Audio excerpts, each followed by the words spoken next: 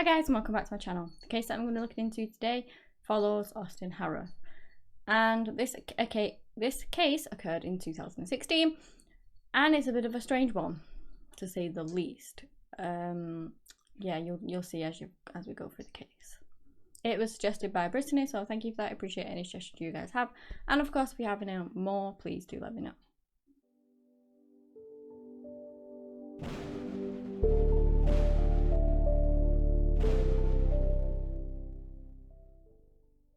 Austin Harrouff was born in December of 1996 in Palm Beach, Florida, to parents Mina and Wade. He also had a younger sister called Haley. Now, they lived together a long time until eventually his parents did unfortunately get a divorce. He was 13 at the time, and him and his sister went to live with his mum. Growing up, he was pretty decent in school. You know, he got decent grades, and he was really into sports. He decided that he wanted to study pre-med in college, apparently, but instead he went on to study biology, and this was in Florida State University. He was described as a bit of a joker, but generally he was a nice guy.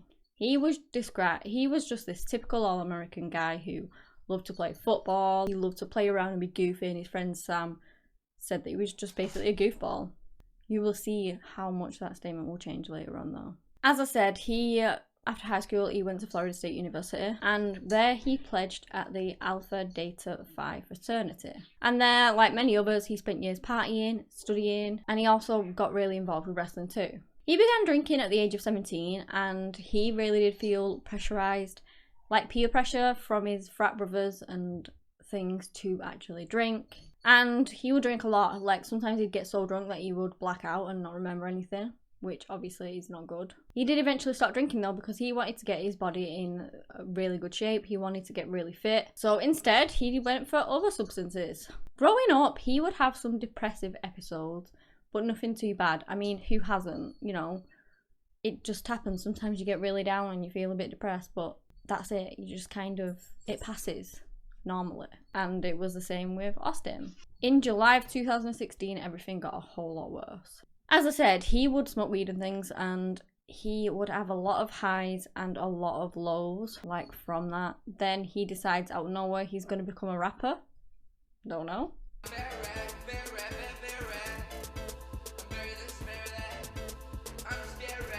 He made a YouTube channel. He would post videos of his rap skills and things like that. He also did a lot of videos on fitness. There's a lot of those out there too.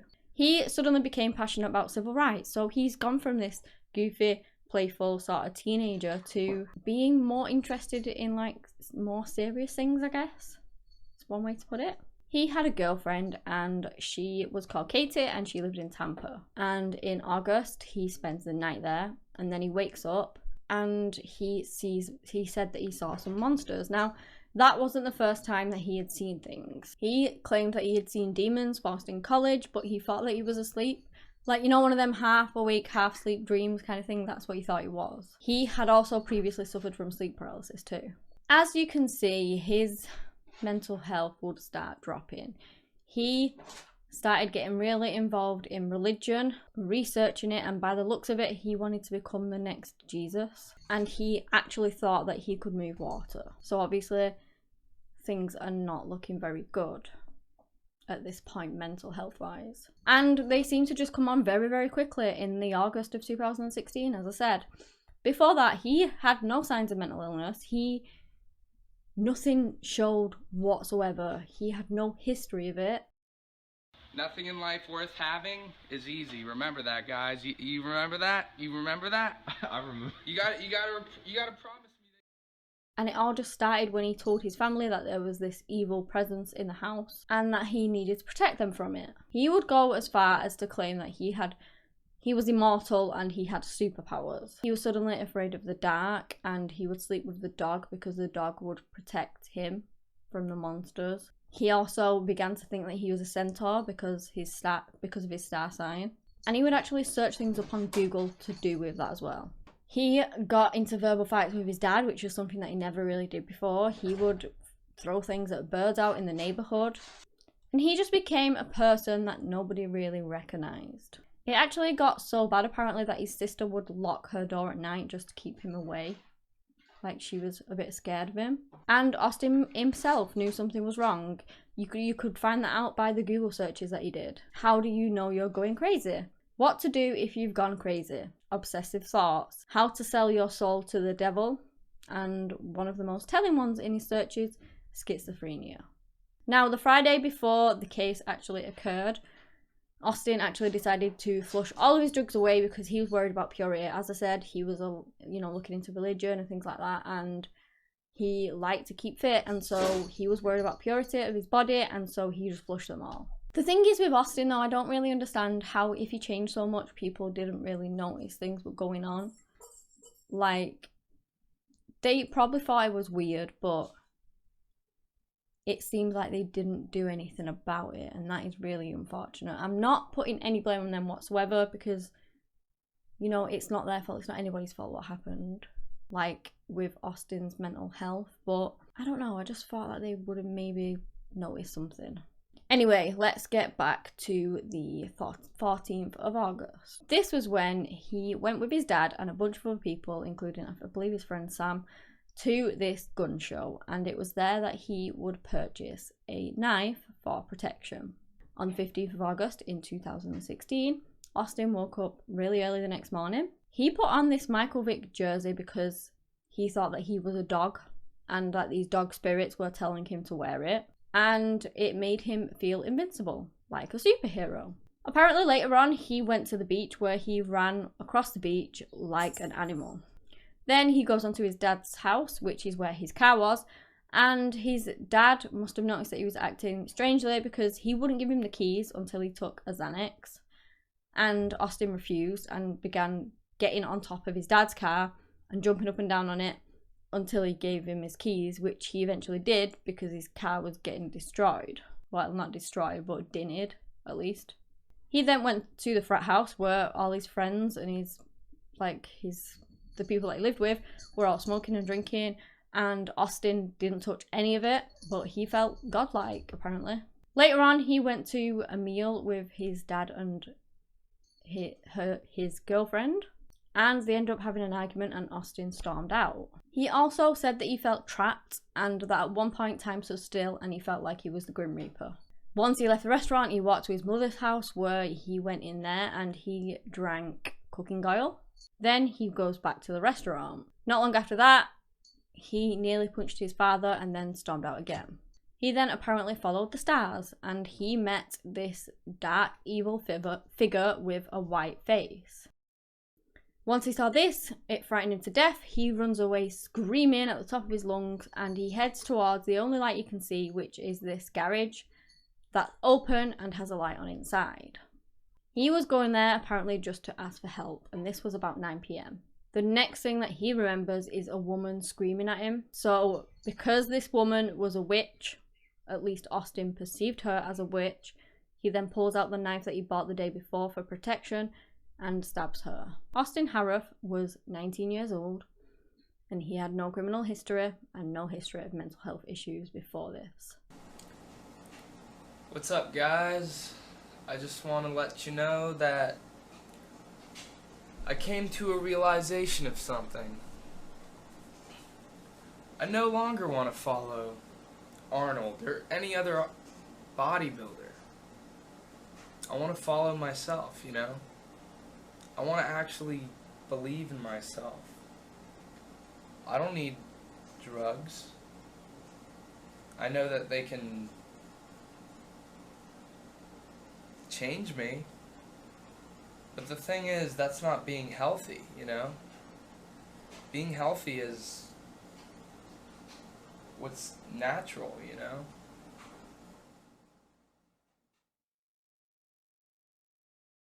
Okay, now that I've told you about Austin and the timeline before, let me tell you a bit about the victims. John Stevens was 59 years old, and his wife, Michelle Moskin, was 53 years old. They had been married for 19 years at that point, and they were completely in love. They were really nice people. They had a dog called Rebel. I believe they were probably decently well off. They lived in a nice neighbourhood, and the neighbours would often see them going around, driving around on the golf cart with the dog in tow, when they would wave to people and chat to people and stuff and just be really friendly neighbours. Michelle worked in the financial industry and John owned a landscaping company. But by 2016, they had both retired. And at that point, they spent most of the time chilling in the garage. They'd kitted it all out. They had a TV in there, a sofa. It was essentially like an outdoor living room. That is how they treated it, and that is where they spent a lot of their time. They would often open the garage door and be sat in there. On the 15th of August in 2016, John and Michelle had spent the day, like many others, chilling in the garage. They had a few beers and would chat to people as they walked past. I believe some would join them and, you know, things like that. Like, it was just very social how they did it. So one of his neighbours was actually called Jeff. And Jeff is, at this point, as they're in the garage getting ready for bed, he had work in the morning. He had to get up really early. So he unfortunately couldn't join them for a drink. And so he's there getting ready for bed when he hears this woman screaming. He legs outside and he runs over to the garage and he sees that in John and Michelle's garage that they were both on the floor and a random guy was attacking them. As he walks in, this guy is stood over Michelle, who is lied on the floor in a pool of her own blood, and she isn't moving. He then said to Jeff, "You want no part of this." And then he proceeded to attack Jeff too. They grappled for a bit, threw punches. Jeff was defending and trying to block and things like that. And then eventually he managed to like grab his top and pull him, which pulled him off balance and sent him flying onto the floor. Jeff took that opportunity to get out of there. Where he'd actually thrown this intruder was the only path out of the garage, because like I said, it was full. They had furniture everywhere. So the only choice he had was the door was open to go inside the house, and so he runs inside the house, runs through the house, and then comes out and back into his own house where he calls 911. Don't open that. Don't open that. Fire rescue, what's your address? Young man beating up a woman across the street. Okay, are they outside or in a house? It's in a garage. I ran over there. I'm bleeding profusely here at the moment. Okay. I don't know what happened. Do you know who he is? I have no idea. It appears he's still there. This was when he realised that he had been stabbed quite a few times. The police came really quickly, and the scene they stumbled upon was horrific. The attacker was still in the garage. They were now on top of John, legs wrapped around him, and he was ripping chunks off John and off his face whilst growling like a dog. The police pulled out their guns. That did not stop him. They then tasered him, I believe on a couple of occasions. That also did not stop him. He just kept on chewing. They then tried to grab and handcuff him, but he managed to fight them off and just went straight back to it. They even released the dog on him, and even a bite from the dog, he managed to just fight it off and just carry on. Finally, after all of that, they began like hitting him, and they actually managed to drag him off and handcuff one arm. And, you know, then they fully dragged him off John. He said, effing kill me, I deserve to die. And at this point you might be thinking, why didn't they just shoot him? Well, John was crying out in pain and, you know, still alive at that point, and so they didn't want to shoot him in case they accidentally hit John. So they tried their utmost best to get him off, but none of it seemed to work. I mean, he was tasered and bit by a dog and he still wouldn't get off. It's not something you would expect to happen, especially tasers are very efficient and normally work, but this one didn't. So, as you may have realised, the intruder was Austin Harrouff. He was apprehended at the scene, and John and Michelle were also declared dead at the scene. Jeff had injuries too, as I said. He had like stab wounds to his lower back half. He had some internal bleeding. He had cuts on his fingers, self-defense wounds and things like that, and on his head, and he had broken fingers. Then at around 11 p.m, another call to 911 was made, and that was from Mina, his mother, Austin's mother, about Austin. Yes, I don't know how to do this. My son, he's kind of taken off, and I'm concerned about his own safety, acting a little strange. Seems like he's a little delusional, or this is just like recent. change Mm-hmm. and that we're noticing. And he was out to dinner with his dad today, and he took off. And he says, you know, he feels immortal and like a superhero. So I don't know what's going on with him. Now, everyone thought that this was a drug-fueled rage. Like, he had taken so many drugs, a bit like the bath salts guy who ate somebody's face because he was that high on bath salts, which is insane. They thought it was something along the lines of that. And they did every test under the sun, apparently, and he was under no influence of drugs. He had simply had a massive mental health breakdown. And it was a surprise to everyone because he had never had any issues before. There was never any signs of mental health issues before, and he had no history of it. So it really came as a surprise to people, especially after doing what he did. Austin was obviously injured too, and he, whilst in hospital, was still violent. He had to be sedated. He had cuts on his hands. His hot tongue had almost been severed completely, and his internal injuries were the worst of it because apparently during the attack at some point he drank something that he thought was alcohol, but it actually wasn't. It was more along the lines of bleach, and it just burnt everything. All his esophagus, his stomach, just everything was burnt. He was very ill for a good few weeks because of that. And at one point he even had organ failure, so it was really, really bad. But 2 months later, after making a recovery from those injuries, he was charged with 2 counts of murder and 1 count of attempted murder. I really don't have words to explain how I feel. It's like a nightmare. I'm sorry for their loss, and I hope that you can find it in your heart to forgive me. And I'm so sorry, and I never wanted this to happen.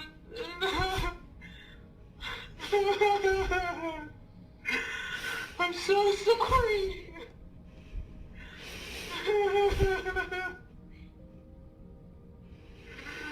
It's like a nightmare.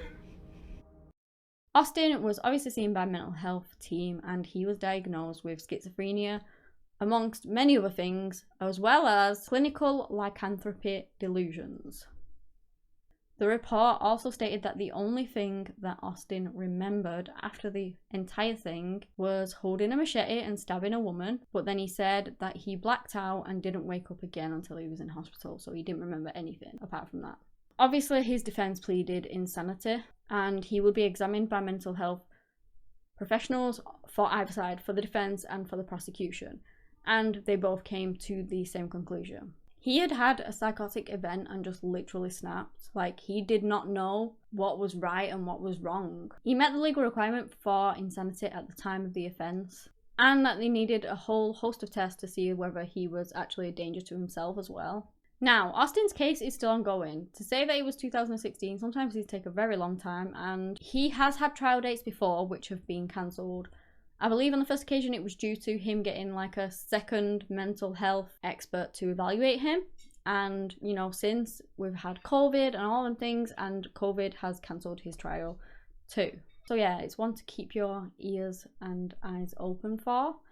It is still ongoing. We are still going to have to find out what happens, although I have the feeling that, you know, he will get the insanity plea, but, you know, you never know how these things go.